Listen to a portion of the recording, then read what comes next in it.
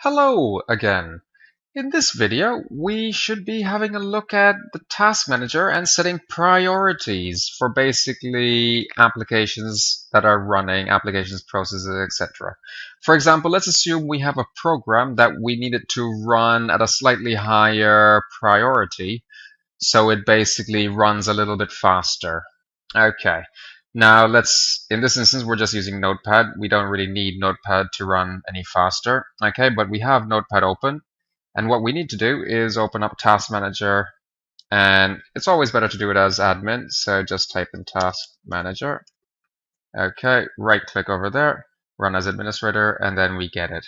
Okay, and then over here we go. It starts up by being over here. Make sure you basically go to Details. Okay, and then Notepad. Okay, that's the program, the process that we want to speed up. Okay, we can set priority and then we can make it high. Be very, very careful with real time. That could freeze your system up.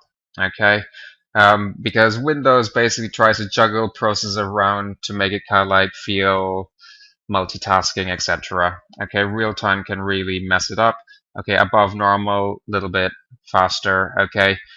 On the other hand, if we have a program that's really hogging up our resources, okay, and it's the other side, we basically want to kind of like slow it down.